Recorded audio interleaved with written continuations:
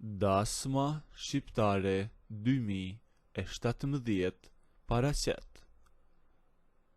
Përshëndetje të gjithëve. Unë që po ju flas, jam një burr 48 vjeç. Nuk jam as i ri që të më gënjej mendja me ëndra, e as aq i vjetër sa t'i kem varur shpresat në mur. Por i kam kaluar ca dallg në këtë jetë. Të kalosh të 40-at do të thotë që i ke parë të dyja anët e medaljes. Ke bërë gabime, ke paguar faturat e atyre gabimeve dhe mbi të gjitha ke mësuar të heshtësh për ca gjëra. Por sot dua ta hap zemrën me ju. Dëgjoni këtu. Jeta nuk është një vije drejt siç e llogarisim kur jemi 20 e ca vjeç. Kur isha i ri, kisha një shok të ngushtë, e kisha si vëlla. Hanim e pinim bashk. I hynim në shtëpi njëri tjetrit pa trokitur. Po në shtëpinë e tij ishte një hije e bukur, një dritë që mua më verbon të syt sa herë shihja. Motra e tij. Ajo është feks 8 vjet më e re se unë. E sot ajo është 40 vjeçe. Që kur ishte e re, lulëzoj në një mënyrë që të linte pa frym. Një grua me trup të derdhur, me një shikim që të futej në palc dhe një buzëqeshje që të mban të peng mendjen për ditë të tëra. Mua gjithnjë më ka pëlqyer, t'ju them të drejtën, e doja. Por e dini si është ai muhabeti i sedrës së shqiptarit. Ishte motra e shokut dhe ishte një kufi që të mban të lidhur duar e këmbë. Nuk guxoja as t'ja bëja me sy, se me dukej sikur do prisja në besë vëllaun e saj. Koha kalonte e unë nga friga se mos e lija mendjen aty, unë nxitova. Nga inati i fatit, nga budallaleku i moshës, u martova. Mora një gocë aty në lagje, e kisha komshije. Familje e mirë, e njeri i mirë më thoshin. E kështu a bëra atë hapin e madh. Kujtova se duke u martuar, do të shkëpusja mendjen nga motra e shokut. Do hidhja spirancën e do qetësohesha. E sa rënd isha gabuar. Zemrës nuk i vihen fre. Vite që ishta i martuar ishin si një torturë e heshtur. Unë mbaja familjen time, respektoja gruan, por sa herë shkoja tek shtëpia e shokut për një kafe, ishte si të futesha në një fushë të minuar. Motra e tij e sillte tabakan me filxhanat e kafes.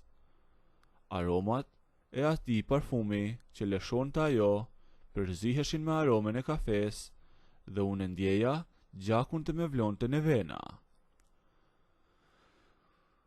Ajo afrohej e kur e vendosti filxhanin përpara meje, shiheshim në sy, herë me buzëqeshje e herë me një fytyrë të zhgënjyer. E dinte shumë mirë që unë di hasja për te. Femrat ka një shqis të gjashtë për këtë punë. Nuk i fshet dot asgjë. E unë isha i martuar, i lidhur me pranga morale, por sytë tanë bënin një luftë tjetër. Kur shoku im kthente kurrizin për të marrë diçka, ajo me hidhte atë shikimin poshtë qerpikeve. Një shikim i thellë, gjysëm ironik, gjysëm premtues, sikur donte të më thoshte, ti e di ku e ke mendjen, ko të mban atunaz në gisht. Ne flirtonim, po ama fshehurazi, me fjalë, me nënkuptime, me shikime të ngrira, pa kaluar asnjëherë cakun.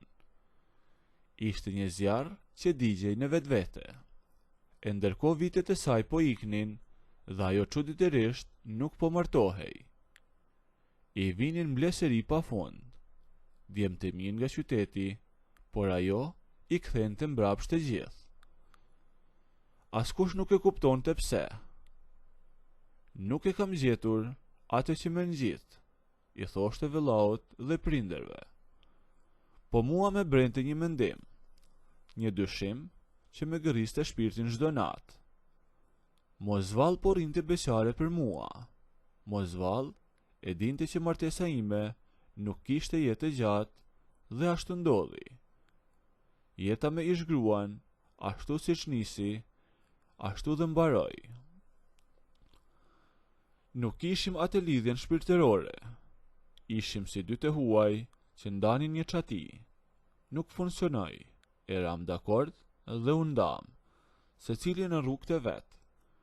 Kur dola nga gjykata, burr 40 sa vjeç i lirë, gjëja e parë që më kaloi në kokë nuk ishte as pasuria, as liria beqarisë, por fytyra e saj, fytyra e motrës së shokut.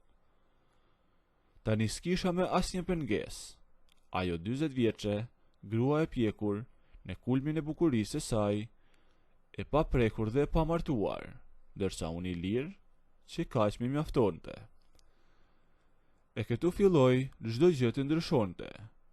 Qyteti ku jetojmë ne është i zhurshëm, e plot me njerëz, makina, kafene, e prapse prap ne gjetëm një mënyrë të fshiheshim nga sytë e qytetit. Lidhja u bë më e ngushtë. Nuk ishin më thjesht shikime në shtëpinë e vëllaut të saj.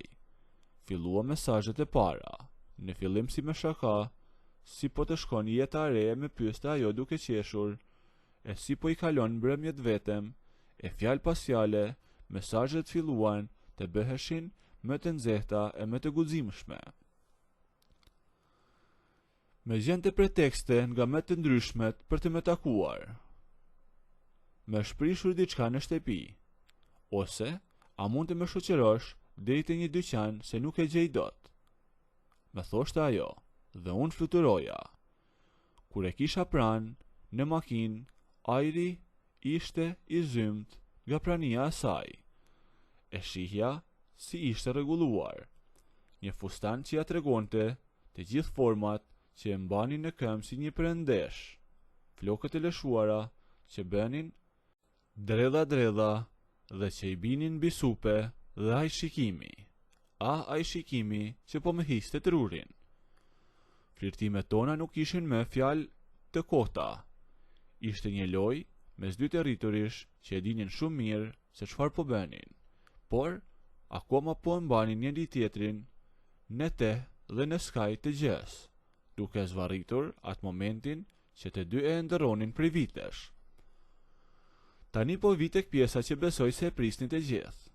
E mbaj mend si sot ishte pasdite, qyteti po zhytej në një shi të lehtë të mërzitshëm, nga ata shirat që të mbyllin brenda e të bëjnë të kërkosh ngrohtësi. Unë isha poshtë pallatit tim në garazh. Kisha zbritur për të rregulluar diçka rreth makines, për të ndërruar sa vajra e ca filtra, thjesht për të shtyr kohën. Kisha veshur ca rroba pune të vjetra. Garazhi im është i madh, i mbyllur, e pak në errësirë, vetëm një dritë neoni e zbehtë që e ndriçonte atë hije që hidhte makina ime. Dera e garazhit ishte gjysmë e hapur, dhe ja ku dëgjova hapat. Tak, tak, tak, zhurma e takave të saja mbi betonin e ftohtë. U ktheva dhe aty ishte ajo. Kishte ardhur gjoja për të më sjellë një pako që i kishte lënë vëllau për mua, por unë e dija që ishte thjesht një justifikim i radhës. Ishte veshur me një fustan të ngushtë të zi, që i rrinte si i derdhur pas trupit, e një pallto të hedhur kraheve. Flokët i kishte pak të lagura nga shiu, por që i jepnin një pamje që më çmente. Me pa, buzëqeshi dhe me nënqeshin e saj diellëzore hyri brenda. Unë i tërhoqa derën e qepenit të garazhës nga poshtë. Zhurma hekurit mbylli gjithë botën jashtë. Jashtë binte shi, brenda ishim vetëm ne të dy, errësirë dhe heshtje. Mu ofruan ngadalë, çfarë po bëje mjeshtër, me tha me atë zërin e saj të ulët, që të ngjethte mishin e të futej direkt në mendje. Unë i lash veglat mbi kofano, i fshiva duart me një robë dhe unë mbështeta pas makinës. Kishte 20 vjet që e prisja atë grua të ishte ashtu, pa asnjë njeri rreth rrotull në errësirë vetëm me mua. U ofrua dhe më shumë, dhe era e parfumit të saj më çmendi. Çdo pjesë e trupit tim u tendos. Nuk po mundesha televizja, kisha mbetur i mbërthyer nga ai tension që më kishte zënë aty. Përse nuk u martove kurr? Ja lëshova pyetjen befas, pa e menduar gjatë, dërsa zëri im u drodh pak. Ajo nuk u përgjigj me fjalë. Bëri edhe një hap përpara, tashmë ishte aq afër sa trupi i saj pothuajse prekte trupin tim.